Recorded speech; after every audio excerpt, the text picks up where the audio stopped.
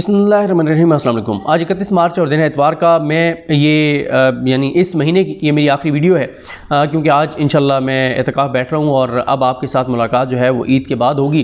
तो मैं ज़रा बात करना चाह रहा था कि इस वक्त तक की जो पॉलिटिकल सिचुएशन है, तो आगे ईद के बाद मुझे मंजरनामा क्या नज़र आ रहा है। क्या ईद के बाद हालात बेहतरी की तरफ जाएंगे या जूं के तूं रहेंगे, हालात मज़ीद ख़राब होंगे। और शहर इक़्तिदार में हर वक्त ये बात चलती रहती है कि मार्शल लॉ भी लग सकता है, तो क्या वाकई मार्शल लॉ भी लग सकता है? इन तमाम चीज़ों पर बात करते हैं। पहले मार्शल लॉ पर बात कर लेते हैं। देखिए, मसला यह है कि मार्शल लॉ की ज़रूरत क्यों है। जब शरीफ ख़ानदान अवेलेबल है, जब वो हर लानत अपने मुँह पर लेने के लिए तैयार हैं, जब वो हर कालक अपने मुँह पर मलने के लिए तैयार हैं, जब वो पाकिस्तान के अंदर हर गलाजत खबासत हर घटिया हरकत करके और अपने सर लेने के लिए तैयार हैं, तो फिर फ़ौज को मार्शल लॉ लगाने की क्या ज़रूरत है। और जो शरीफ ख़ानदान कर सकता है वो अगर मार्शल लॉ लग भी जाए, तो जब मार्शल लॉ लगता है क्या होता है कि फ़ौजी जवान और अफसरान उनको मुख्तलिफ जगहों पर तैनात कर दिया जाता है। अब उनमें से अगर कोई अफसर होगा तो ज़ाहिर है जिसको पता है कि उसने अपनी ड्यूटी तो ओबे करनी है। फ़ौज के सिस्टम इस तरह का है कि उसने हुक्म की तामील करनी है, लेकिन उसको ये भी पता होगा कि उसने रिटायरमेंट के बाद इस मुल्क के अंदर रहना है, उसका जीना मरना इस मुल्क के साथ है। तो वो जिस भी हद तक जाएगा, कम अज़ कम उस हद तक नहीं जाएगा जहाँ पे उसे लगे कि यार अगर मैं ये कर दूंगा तो इससे पाकिस्तान का बहुत नुकसान हो जाएगा। तो वो एक अपनी ड्यूटी भी पूरी करेगा, लेकिन ये भी जहन में रखेगा। लेकिन शरीफ ख़ानदान जब कोई काम करता है तो उन्हें इस बात की परवाह नहीं होती कि इस मुल्क के साथ क्या होगा, इस मुल्क की आने वाली नस्लों के साथ क्या होगा, क्योंकि उनके असासे बाहर हैं, उनकी जायदादें बाहर हैं, उनके कारोबार बाहर हैं, उनकी औलादें बाहर हैं, उनका सब कुछ बाहर है, उनका मफाद बाहर है। आज अल्लाह ना करे, अल्लाह ना करे, अल्लाह ना करे, पाकिस्तान पर वो वक्त आए, कड़ा वक्त आए, जिस तरफ मुल्क को ये लेकर जा रहे हैं, तो सबसे पहले पाकिस्तान से ये शरीफ ख़ानदान भागने वाला होगा। लंदन में फ्लैट्स भी मौजूद हैं, बाहर कारोबार भी मौजूद है, सारा कुछ बाहर, डॉक्टर भी बाहर हैं, शादियाँ भी इनकी बाहर होती हैं, सब कुछ इनका बाहर होता है, इनको तो मसले कोई नहीं है। तो जितनी बेदर्दी के साथ मुल्क के साथ खिलवाड़ ये कर सकते हैं, उतनी बेदर्दी के साथ नहीं कोई और कर सकता।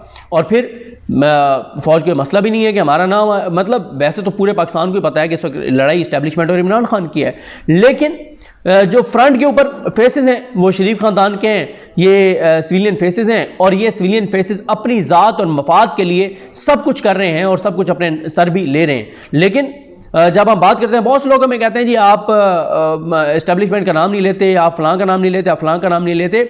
मेरा ये ख्याल है कि देखें होता क्या है, अगर आज हम फ़ौज की क़यादत का नाम ले भी तो उन्होंने साल, डेढ़, 2, 3 साल बाद रिटायर हो जाना है।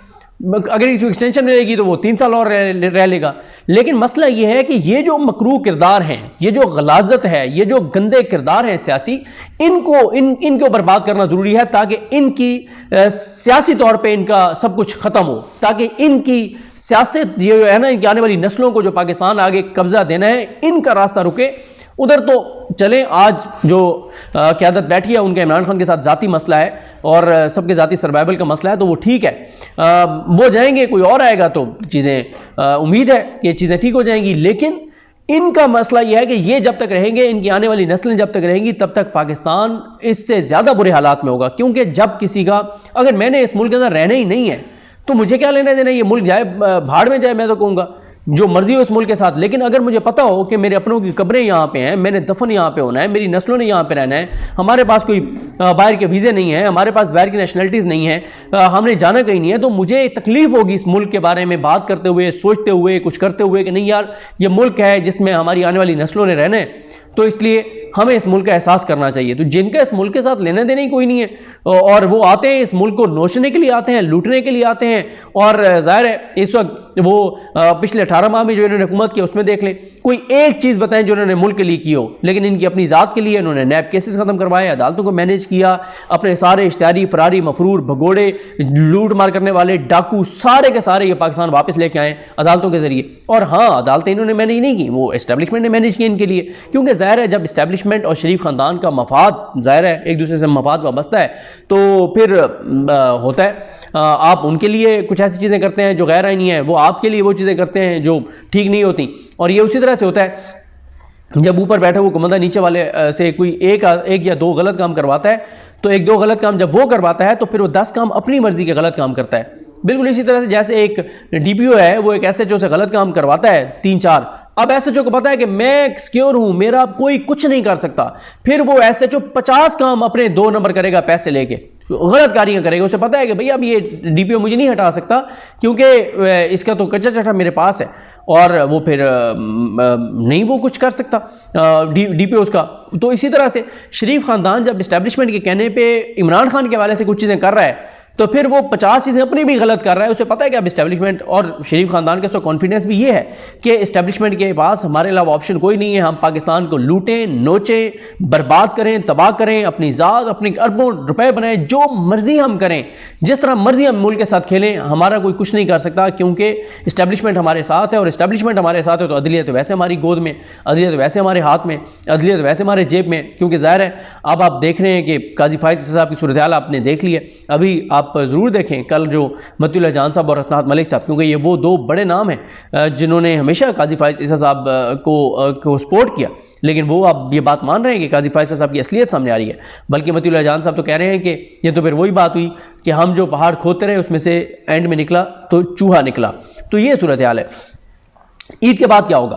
देखिए ईद के बाद मैं आपको बता दूं कि सबसे बड़ा चैलेंज तो क्योंकि ये सारे चैलेंजेस इस्टेब्लिशमेंट के लिए हैं, इसमें से कोई भी चैलेंज हुकूमत के लिए नहीं है। हुकूमत मैटर ही नहीं करती, ना वो अवाम के वोट से आए हैं, ना वो अवाम के लिए आए हैं, ना वो पाकिस्तान के लिए आए हैं। इस्टेब्लिशमेंट उनको लेके आई है क्योंकि ज़ाहिर है इस्टेब्लिशमेंट की ज़ाती लड़ाई है इमरान खान के साथ कि इमरान खान को किसी सूरत में नहीं आने देना। और फिर अमेरिका के भी जो इमरान खान के बारे में ख्यालात हैं और जो पॉलिसी है वो भी पूरे पाकिस्तान को पता है। तो इस्टेब्लिशमेंट इनको लेके आई है, तो इसलिए ये तो मैटर ही नहीं करते। ये सारे चैलेंजेस इस्टेब्लिशमेंट के लिए हैं क्योंकि मुल्क को इस्टेब्लिशमेंट चला रही है। ये तो ज़ाहिर है बेचारे शहबाज शरीफ को तो यही बताया जाता है कि आज फलानी जगह ताज़ियत पे चले जाओ, फलानी जगह जनाजे पे चले जाओ, फलाना ये कर दो, फलाना ये कर दो। शहबाज शरीफ बेचारी की तो औकात ही कोई नहीं है। और जरदारी तो सांस अपनी मर्जी से नहीं ले सकता। और मरीम नवाज़ का भी आपको पता ही है कि वो टिकटॉक अपनी मर्जी से बना सकती है, बाकी वो SHO भी अपनी मर्जी का नहीं लगा सकती। लेकिन जिम्मेदार वो है क्योंकि ओहदे पर वो बैठी है। जो खिलवाड़ होगा पंजाब के अंदर जिम्मेदार होगी और बड़ी चीज़ें पंजाब के वाले से भी इंटरेस्टिंग होने जा रही हैं। इस्टेब्लिशमेंट के लिए ज़ाहिर है सबसे बड़ा चैलेंज तो PTI है ईद के बाद।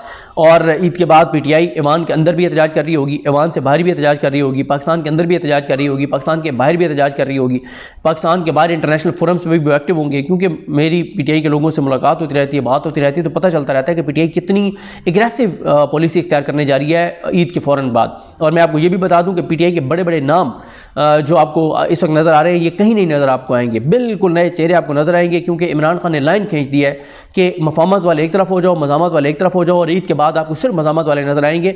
मज़ामत करने वाले, डील करने वाले, खौफ खाने वाले, जिनको ये डर है कि हमारी सीट रिकाउंट के नाम पे चली जाएगी, जिनको ये डर है कि हमारी को वीडियो आ जाएगी, जिनका कोई और जो स्टाम्प लिख के दे आए हैं, स्टाम्प पेपर लिख के दे आए हैं और वो उस वजह से कंप्रोमाइज़ हैं, जो और राब्तों में है वो उस वजह से कंप्रोमाइज़ हैं। ये सारे कंप्रोमाइज़ या तो इनको ये सारे को छोड़ के और साथ उस स्पीड में चलना पड़ेगा, अदरवाइज़ ये सारे गुम हो जाएंगे और आपको नज़र आएगा तो आपको वो चेहरे नजर आएंगे PTI के जो मुज़ामत करने वाले होंगे। और इसमें जो बाहर बैठे हुए लोग हैं उनका किरदार PTI के बहुत बढ़ जाएगा।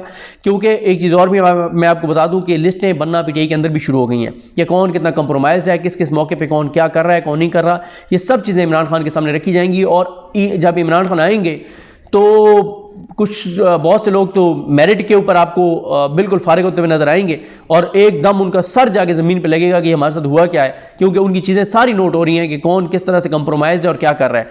और दूसरा यह है कि कुछ लोगों के साथ ज़्यादती भी हो जाएगी, क्योंकि ज़ाहिर है इमरान खान साहब को अगर किसी के बारे में 4-5 लोग जाके अलग अलग बताएंगे और पूरा एक प्लान करके, तो इमरान खान ज़ाहिर है वो तो अब जेल में, उन्हें तो नहीं पता बाहर क्या है, तो उन्होंने ज़ाहिर है कुछ लोगों पे एतमाद ही करना है ना कि ठीक बता रहा होगा। तो इस तरह कुछ लोगों का नुकसान भी हो जाएगा जो बिल्कुल ठीक लोग होंगे, लेकिन इमरान खान साहब को ऐसी चीज़ें उनके बारे में बताई जाएंगी कि वो बेचारे वक्ती तौर पर तो साइडलाइन हो जाएंगे, लेकिन वक्त के साथ साथ फिर सच सामने आ जाता है। तो मैंने आपको बता दिया कि सबसे बड़ा चैलेंज PTI है, एजिटेशन कर रही होगी। उसके बाद ये 6 जजेस वाला मामला बिल्कुल नहीं इतनी आसानी से दबेगा और PTI इसको फुल जो है वो आगे लेकर जाएगी। PTI एजिटेशन करेगी, PTI एहतजाज करेगी, PTI दबाव बढ़ाएगी तो ये 6 जजेस बचेंगे। वरना काजी फाइज ईसा साहब, शहबाज शरीफ और जस्टिस मंसूर अली शाह का जो मंसूबा नज़र आता है इस वक्त वकला के अंदर, और मैं आपको बताऊँ वकला मुझे कॉल्स करके कहते हैं सदीक जान साहब आप काजी फाइज ईसा के पीछे पड़े रहते हैं, आप उस पर तनकीद करते हैं। वकला का ये बहुत से जो इंटरनल मामलात को जानते हैं वो कहते हैं कि असल किरदार जो है वो जस्टिस मंसूर अली शाह हैं, और वो कहते हैं कि सारी गेमें जो खेल रहे हैं मंसूर अली शाह साहब खेल रहे हैं। और वो कहते हैं कि मंसूर अली शाह साहब जो है, बल्कि एक वकील ने मुझे बड़ी इंटरेस्टिंग बात की उसने मुझे वाक़या सुनाया, वो खैर हम भी सुनते रहते हैं। कहते हैं कि मंसूर अली शाह साहब क्या करेंगे। मैंने कहा, मैंने एक वकील से बात हुई थी, मैंने कहा जी वो कहते हैं कि मंसूर अली शाह साहब बड़ी इंटरनेशनल कॉन्फ्रेंसेस में जाते हैं, बड़ा इंग्लिश लिटरेचर के हवाले देते हैं, बड़ा ये वो बड़ा वो काजी साहब से तो मुख्तलिफ होंगे, इतना वो गंद नहीं करेंगे जो काजी साहब ने किया। तो उसने मुझे कहा कि आप बड़े सादे हैं। उन्होंने कहा कि आप वही काम करने जा रहे हैं जो काजी फाइज साहब के हामियों ने करना शुरू कर दिया था कि काजी साहब आएंगे तो मुल्क में आइन और कानून का बड़ा जो है वो अलम बुलंद हो जाएगा। उन्होंने मुझे कहा कि भाईजान मंसूर अली शाह साहब का जो दौर होगा वो ऐसे होगा कि जैसे उन्होंने कहा कि कफन चोर जो था जब वो मरने लगा तो उसने अपने बेटे को कहा कि बेटा मेरे मरने के बाद कोई ऐसा काम करना कि लोग कम से कम मेरी तारीफ़ करेंगे, यार वो बहुत अच्छा था। तो कफन चोर मर गया। तो कफन चोर का बेटा क्या करता था कि कफन चोर तो सिर्फ कफन चोरी करता था कब्र खोल के। तो कफन चोर के बेटा क्या करता था, वो कफन चोरी करता था और साथ वो जो मैयत होती थी, जो मुर्दा होता था, उसकी बेहुरमती भी करता था, उसके जिस्म की बेहुरमती भी करता था। तो लोगों ने कहना शुरू कर दिया कि यार जो भी है ना वो कफन चोर खुद बड़ा अच्छा था, उसके बेटा तो बहुत ही मतलब उसको बुरा भला कहते थे। तो उसने मुझे कहा कि जब मंसूर अली शाह साहब आएंगे तो आपको काजी फाइज साहब बेहतर नजर आएंगे। ये कुछ वकला जो इंटरनली चीज़ों को बहुत करीब से देखते हैं वो ये कह रहे हैं। तो इसका मतलब क्या है? इसका मतलब यह है कि अगर कोई ये होप लगा के बैठा है कि पाकिस्तान के सिस्टम के अंदर रहते हुए और कोई सुप्रीम कोर्ट के अंदर अक्टूबर में तब्दीली आ जाएगी, तो ऐसा वकला कहते हैं कि नहीं होगा। और वो कहते हैं कि काजी फाइज इसा से भी 2-4 कदम आगे जाएंगे मंसूर अली शाह साहब। तो वो कहते हैं कि इस वक्त तो सारी गेम असल तो मंसूर अली शाह साहब कर रहे हैं, ये सारा शहबाज शरीफ को मिलना, ये सारी चीज़। वो कहते हैं काजी साहब को तो चलाते मंसूर अली शाह साहब हैं। ये कुछ वकला का ख्याल है, अब अल्लाह की ज़ात बेहतर जानती है। और वो जो वकला मुझे बहुत जोर दे के वो बार बार कहते हैं, वो कहते हैं जब वक्त आएगा बातें खुलेंगी, आपको पता चलेगा कि मंसूर अली शाह साहब असल किरदार थे। और ज़ाहिर है मंसूर अली शाह साहब बेनिफिशरी भी हैं इस सारे निज़ाम के मंसूर जिस तरह से एजाज़ुल एहसन साहब से इस्तीफ़ा लिया गया।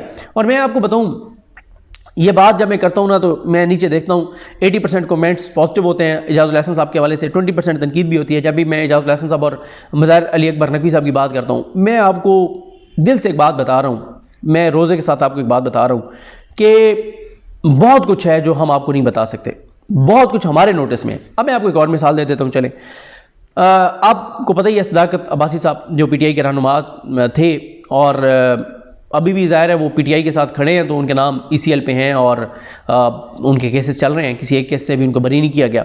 सदाकत अब्बासी साहब ज़ाहिर है अभी वो बात नहीं कर रहे, वो कहीं आपको नज़र नहीं आ रहे, वो आपको कोई मीडिया पे बात करते हुए नज़र नहीं आते, वो अपनी कहानी बताते हुए नज़र नहीं आते।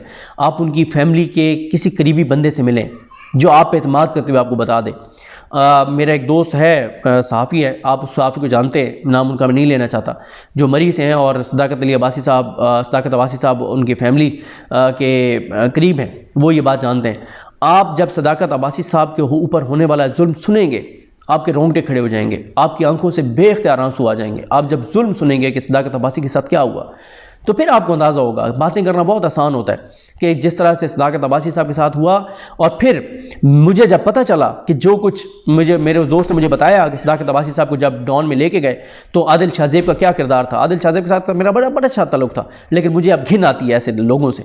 जिस आदिल अब्बासी ने जो वहाँ पर किया, जिस तरह से किया, मुझे अफसोस होता है कि मेरे शख्स के साथ ताल्लुक़ रहा है आदिल अब्बासी के साथ। आदिल अब्बासी कह रहा हूँ यार, आदिल शाहजेब साहब, सॉरी यार, आदिल अब्बासी साहब तो दूसरे।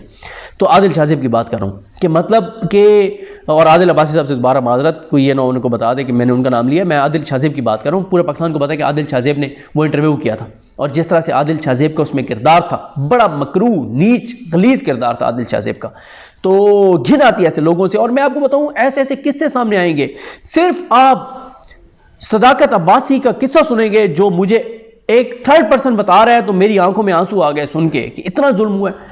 और फिर मैं तो ज़ाहिर है जब उनकी वालदा के हवाले से मुझे पता चला कि जिस लम्हे सदाकत अब्बासी पर उधर जहाँ पे उसको टॉर्चर सेल में रखा गया था, जब उस पर उधर जुल्म होता था, रात के जिस पहर तशद्दुद होता था, उसी वक्त घर में बिस्तर पर लेटी माँ जो है उठ के बैठ जाती थी, माँ चीखें मारती थी, माँ कर्ब महसूस करती थी, माँ दुख महसूस करती थी, माँ तकलीफ़ महसूस करती थी। ये रिश्ता होता है माँ का अपनी औलाद के साथ, ठीक है। तो बड़ी तकलीफ़ दे, मतलब मैं तो बात सुन के, और ज़ाहिर है मैं बहुत सारी चीज़ें इससे आगे मेरे लिए बयान करना बड़ा मुश्किल है, क्योंकि मैं जब ये बातें इसका जिक्र भी कर रहा हूँ तो मेरे जहन में वो बात आ रही है जो मैंने सुनी सदाकत अब्बासी साहब के हवाले से कि उनके साथ क्या हुआ। खैर, सॉरी, आगे बात करते हैं।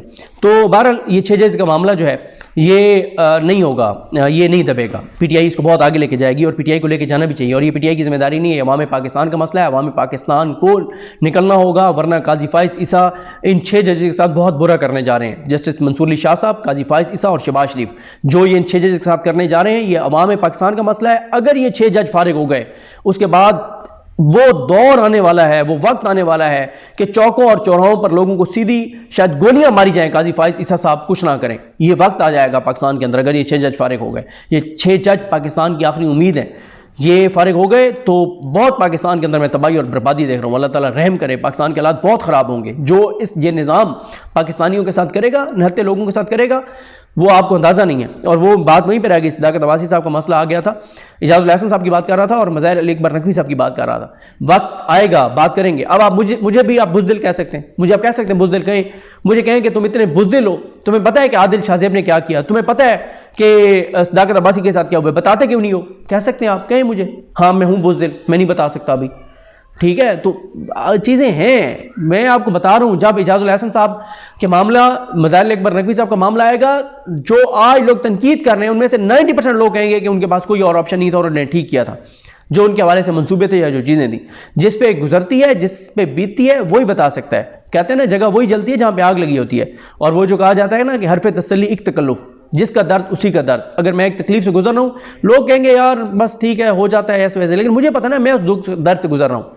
तो जो दुख दर्द से गुजरे हैं उनको बेहतर पता है, और जो जिस तकलीफ से और जिस चैलेंज से, जिस मुश्किल से गुजर रहे हैं। तो मंसूर अली शाह से बेनिफिश नहीं है इजाज़ुल हसन साहब जो इस्तीफा लिया गया उसके, और उनका टेन्योर बढ़ गया। और अगर अभी एक्सटेंशन होती है काजी फाइज साहब की और टेन्योर पोस्टिंग होती है, तो काजी फाइज साहब का भी 24 माह बढ़ जाएंगे और मंसूर अली शाह साहब के ओवरऑल 3 साल बढ़ जाएंगे, और वो 2029 तक सुप्रीम कोर्ट में रहेंगे, 3 साल चीफ जस्टिस भी रहेंगे और 2 साल वैसे बढ़ जाएंगे उनके। तो ये एक बड़ा एक मामला होगा इस्टेब्लिशमेंट के लिए 6 जजेस वाला, और इसके ऊपर शायद कोई एक वकला तंजीम भी निकल आए। लेकिन पीटीआई बहुत बड़ी एजिटेशन करने जा रही है। मुईशत बहुत बड़ा चैलेंज है इस्टेब्लिशमेंट के लिए, वो नहीं संभल रही, और ये चोर डाकू और लुटेरे संभालेंगे।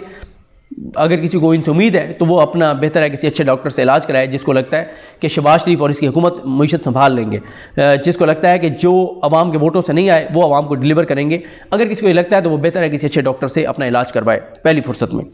और अगर उसको नहीं है उसके पास पैसे, तो वो KPK चला जाए, अली मीन गंडापुर साहब को कहते हैं या फैसल अमीन साहब को कहते हैं कि वो वहाँ पे, मुज़म्मिल असलम साहब को कहते हैं कि वो उनका फ्री में वहाँ पे कोई कार्ड शार्ड बना दें, और या वो एड्रेस चेंज करवा दें। पता नहीं एड्रेस चेंज होने से पता नहीं हेल्थ कार्ड उनको सहूलत मिलेगी KPK की, नहीं कर लें, लेकिन इलाज अपना बेहतर है वहाँ से कर लें। या अगर किसी को, क्योंकि ये इसमें मसला उस शख्स के दिमाग का होगा जिसको लगता है कि शहबाज शरीफ डिलीवर करेगा, तो अगर वो और कहीं नहीं जा सकता, तो मेरा विक्टोरिया हॉस्पिटल में बहुत अच्छे तल्लुकात हैं डॉक्टर्स के साथ, न्यूरो वार्ड में खास तौर पर।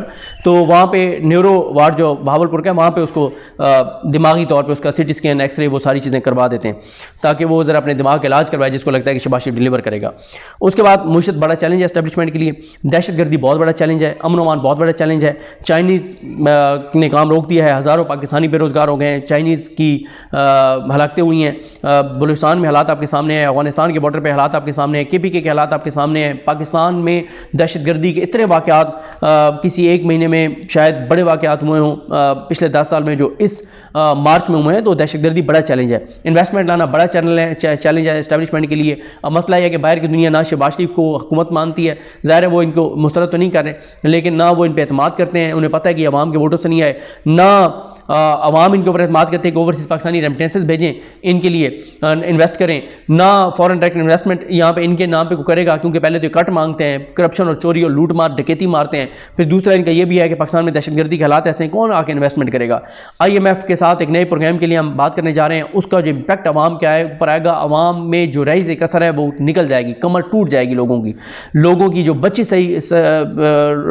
बची खुची साख है वो तबाह हो जाएगी, लोगों का भरम टूट जाएगा, जो पाकिस्तानियों के साथ होने जा रहा है, महंगाई और बिजली गैस इन सारी चीज़ों के ऊपर लोड शेडिंग होगी। फिर इस सब के बावजूद जो बिजली के बिल आएंगे, मैं आपको बता रहा हूँ बहुत खौफनाक हालात होंगे। फिर इस्टेब्लिशमेंट के लिए मौलाना फजल रहमान बहुत बड़ा चैलेंज है। फवाद चौधरी साहब ने, अब फवाद चौधरी साहब क्यों गिरफ्तार हैं? फवाद चौधरी साहब ने तो प्रेस कॉन्फ्रेंस कर दी थी हिकमत के तहत कि मैं सियासत से लातल्लुक़ हो रहा हूँ, लेकिन क्यों अब वो गिरफ्तार हैं इतने अरसे से, क्यों वो बाहर नहीं आ रहे? एक वाहिद फवाद चौधरी है जो बज़ाहिर पीटीआई वाले उनको बहुत से नाम पीटीआई में नहीं मानते, लेकिन उसके बावजूद फवाद चौधरी क्यों अंदर है? क्यों उसकी वो तकलीफ दे तस्वीरें और वीडियो सामने आती हैं बेटियों को जिस तरह वो मिल रहे हैं हथकड़ियों के साथ। फवाद चौधरी के हवाले से भी मुझे पता है कि वो क्या कर रहे थे, उनका जुर्म क्या है। उनके वो फवाद चौधरी साहब, इस पर भी कभी बात करेंगे। फवाद चौधरी बाहर बैठकर बज़ाहिर प्रेस कॉन्फ्रेंस करके सियासत छोड़ के वो काम कर रहे थे जो पीटीआई के जो मंजर आम पे नज़र आने वाले बड़े बड़े नाम नहीं कर पा रहे थे, नहीं कर सकते थे, या उनकी कैपेसिटी नहीं थी, या फोकस नहीं था, या तवज्जो नहीं थी। जो काम फवाद चौधरी कर रहे थे वो चीज़ें रिपोर्ट हुई और फवाद चौधरी उठा लिए गए और आज तक वो अंदर है। तो बड़ी, मैंने आपको कहा ना कि हमारे पास इतनी इतनी चीज़ें हैं लेकिन हम बुज़दिल हैं, अभी हम नहीं बता सकते, या कुछ लोगों की वजह से नहीं बताते कि यार उनके लिए मसाइल ना हो इसलिए भी नहीं बताते। उसके बाद वो कहते हैं कि अच्छा सॉरी, मौलाना फजल रहमान चैलेंज है जीडीए उनके, मतलब अब आप देखें ना, पहले 18 14 15 जमातें इक़्तिदार में थी, अब पीपल्स पार्टी भी वजारतें नहीं ले रही। वैसे इक़्तिदार में है वो, लेकिन वो वजारतें वो भी नहीं ले रही, सिर्फ नून लीग की हुकूमत है। लेकिन पीटीआई सड़कों के ऊपर होगी, मौलाना फजल रहमान सड़कों के ऊपर होंगे, जीडीए साथ होगी, अचकज़ई की हमायत होगी, मेंगल साहब की हमायत होगी, जमात इस्लामी थोड़ी या ज़्यादा उनकी हमायत होगी। जमात इस्लामी क्योंकि सिस्टम के अंदर रह के आजकल वो करती है, जमात इस्लामी ज़्यादा लाइन क्रॉस नहीं करती इदारों के हवाले से। सिर्फ आप उनको देखते हैं जो सेनेटर मुश्ताक साहब हैं, उन्होंने कमाल कर दिया, तारीख रकम की, उन्होंने दलेर आदमी है। या उधर हाफिज़ नईम उरमान साहब हैं जो कराची के इशूज़ के ऊपर खुल के बात करते हैं। बाकी आपको जमात इस्लामी नज़र आती है, हाँ कच्चे के डाकुओं के ऊपर भी सराजुल हक साहब गए हैं, लेकिन ओवरऑल इस्टेब्लिशमेंट के हवाले से मोहतात पॉलिसी है जमात इस्लामी की, बिल्कुल जमात इस्लामी लाइन क्रॉस नहीं करती। अदालतों में केसेस का एक सैलाब आएगा, बहुत मामला अदालतों में आएंगे, ट्रिब्यूनल्स में समातें हो रही होंगी, ये जो सीटें छीनी गई हैं, हुकूमत के अंदर इख्तिलाफात की सूरत हाल आपके सामने है कि क्या हो रहा है, किस तरह से कभी कमेटी बनाई जाती है, कभी तोड़ी जाती है, नोटिफिकेशन होता है, वापस लिया जाता है, वो आपके सामने है। पंजाब हुकूमत सिर्फ टिकटॉक पे चल रही है, वो भी बड़ी चीज़ें पंजाब हुकूमत की आने वाली हैं ईद के बाद। केपीके और वफाक में तल्लुकात कशीदा हो सकते हैं, और साथ ही है कि अब ये सारी चीज़ें देखें, इमरान खान बड़ा चैलेंज है, इमरान खान को ज़्यादा देर जेल नहीं रखा जा सकता। अब इस सारी सूरत हाल में इस्टेब्लिशमेंट के पास ऑप्शन क्या है कि इस्टेब्लिशमेंट क्या करे, क्या एक बार फिर पकड़ तकड़ शुरू कर दे, क्योंकि अगर इस्टेब्लिशमेंट पकड़ कर दोबारा शुरू करती है तो कोई भी चीज़ ट्रिगर करेगी और हालात बिल्कुल हाथ से निकल जाएंगे। तो हो सकता है पकड़ तकड़ शुरू हो, लेकिन वो सिलसिला भी मुझे फिर ज़्यादा देर चलता हुआ नज़र नहीं आ रहा। अब अगर ये सारी चीज़ें बताने के बाद इस्टेब्लिशमेंट के लिए चैलेंजेस बेशुमार हैं, लेकिन इस सब में डिपेंड करता है पीटीआई पर कि वो, और मौलाना फजल रहमान पर कि वो एजिटेशन कितनी स्ट्रॉन्ग करते हैं, कितनी ज़्यादा करते हैं, एक्टिविटी कितनी ज़्यादा होती है, अवाम कितने ज़्यादा निकलते हैं। अगर इस पूरी एजिटेशन में 10 दिन के लिए अगर हम बात करें कि 10 दिन में को 15-20 लाख लोग मुख्तलिफ मौके पे निकल आए, 15 से 20 लाख लोग, यानी 1% अगर आप करें तो 24 करोड़ में 24 लाख होंगे, 24 लाख लोग निकल आए, पुरअमन एहतजाज, कोई गमला ना टूटे, कोई पौधे को नुकसान ना पहुंचे, किसी रोड को बंद ना करें, पुरअमन एहतजाज के लिए निकल आए ना 24 लाख लोग, तो अवामी राज कायम हो जाएगा। सिर्फ 24 लाख लोग निकलेंगे, अवामी राज कायम हो जाएगा। लेकिन ये जो होती है वो जो मैंने आपको कहा ऑप्शंस का कहा कि हाँ मुझे ये लगता है कि एक बार शायद हालात बहुत ख़राब हो सकते हैं, लेकिन वो हालात ख़राब आखिरी बार होंगे, उसके बाद हालात बेहतरी की तरफ जाएंगे, क्योंकि अब गुंजाइश किसी के पास नहीं है। तो लिहाजा डिपेंड पीटीआई पर करता है, उनकी एजिटेशन पर करता है, अवाम के रिस्पॉन्स पर करता है। अगर अवाम के रिस्पॉन्स आ गया, अगर अवाम निकल आई, अगर अवाम ने पुरअमन एहतजाज किया, तो ये ज़्यादा देर सिस्टम नहीं चलेगा। इमरान खान के पास भी डू और डाई है, अप्रैल मई 2 महीने इमरान खान के पास, क्योंकि इमरान खान कहते हैं कि अगर इन 2 माह में हम कुछ हासिल ना कर सके तो फिर बड़ी लंबी लड़ाई है, फिर बड़ा टाइम लगेगा। तो इमरान खान बहुत एग्रेसिव होने जा रहे हैं, उनकी पार्टी बहुत एग्रेसिव होने जा रही है। जो पीटीआई के अंदर कंप्रोमाइज़ किरदार हैं वो पीछे हट जाएंगे, नए चेहरे सामने आ जाएंगे। देखना आज हामिद खान कहाँ है और नईम पंजोता कहाँ है, नईम पंजोता की इज्जत देखें कहाँ पहुँच गई, और हामिद खान टके जितनी औकात नहीं रह गई उसकी। तो इस तरह की सूरत हाल होगी। तो मेरी असेसमेंट ये है कि ईद के बाद मार्शल लॉ बिल्कुल नहीं लगेगा, मार्शल लॉ लगाने की जरूरत नहीं है। मार्शल लॉ से ज़्यादा फ़ौज के किरदार है इस वक्त इस निज़ाम के अंदर, और सारा गंद जो है वो नून लीग अपने मुंह पे मल रही है, सारी कालक, और ज़ाहिर है वो मलनी भी चाहिए उनको, क्योंकि उसकी वजह यह है कि वो बेनिफिशरी हैं इस सारे इस्टेब्लिशमेंट के, इस कंट्रोल के। उनके केसेस इस्टेब्लिशमेंट ने ख़त्म करवाए, जजेस के जरिए, अदालतों के जरिए नवाज को बरी करवाए, ये सारी चीज़ें इस्टेब्लिशमेंट ने करवाई। वरना कौन सा जज है जो इस हद तक जा सकता था कि बगैर रसीदों के इनको बरी कर दे। तो अब इस सारी सूरत हाल में मुझे लगता है कि ईद के बाद हालात ख़राब होंगे एक बार, लेकिन जब वो हालात ख़राब होंगे उसके बाद चीज़ें बेहतरी की तरफ हर सूरत में जाएंगी, क्योंकि अब हमारे पास गुंजाइश ही नहीं है, किसी सूरत में कोई गुंजाइश नहीं है। और इमरान खान कि अगर ये एजिटेशन बढ़ जाती है, इमरान खान को रिहा करना पड़ेगा, उसके अलावा ऑप्शन कोई नहीं है। इमरान खान की रिहाई, पाकिस्तान की बेहतरी और मैंडेट की वापसी, अवामी हुक्मरानी, अवाम की हकमियत, अवाम का सारा, इसके लिए ज़रूरी है कि लोग निकलें ईद के बाद। और अगर लोग निकलेंगे तो ये चीज़ें होंगी, अगर लोग नहीं भी निकलेंगे, कम निकलेंगे और हालात ख़राब होते हैं तो वो कम वक्त के लिए ख़राब होंगे, लंबे अरसे के लिए ख़राब नहीं होंगे, और उसके बाद फिर चीज़ें बेहतरी की तरफ जाएंगी। लेकिन ये नज़र आ रहा है कि इस्टेब्लिशमेंट के लिए चीज़ें बहुत मुश्किल हो गई हैं, क्योंकि महाज बहुत ज़्यादा खुल गए हैं, इतने महाज खुल गए हैं, किस किस महाज को इस्टेब्लिशमेंट जो है वो संभाले। और ईद के बाद मैं जो देख रहा हूँ, इतने महाज पीटीआई खोलने जा रही है, इतने महाज खोलने जा रही है कि इस्टेब्लिशमेंट एक तरफ भागेगी, दूसरी तरफ आएगी, तीसरी तरफ आएगी। ज़ाहिर है रियासत रियासत होती है, रियासत बहुत ताकतवर होती है, लेकिन जब महाज 100 खुल जाएँ और फिर तो चीज़ें उस तरह नहीं होती। और फिर जब जजेस अपने पाँव पे खड़ा होने शुरू कर दें, और ये भी जाते जाते बता दूँ, कुछ जजेस और बोलने के लिए तैयार हैं, कब बोलेंगे ये आने वाला वक्त बताएगा। अभी तो वो दोबारा खौफजदा हो गए जो काजी फाइज ईसा और मंसूर अली शाह सब कर रहे हैं कि उन्होंने जो 6 जजेस के हाथ पांव बांध के हुकूमत के आगे डाल दिए उनको, तो डर गए होंगे वो जजेस, लेकिन किसी न किसी मौके पे वो बोलेंगे। तो ये सारे सूरत हाल है, मुझे अपनी दुआ में याद रखें। अल्लाह ताला आपका हामी नासिर हो, आप मेरी दुआ में रहेंगे, मुझे अपनी दुआ में याद रखें। ईद के बाद आपसे मुलाकात होगी। अल्लाह हाफ़िज़।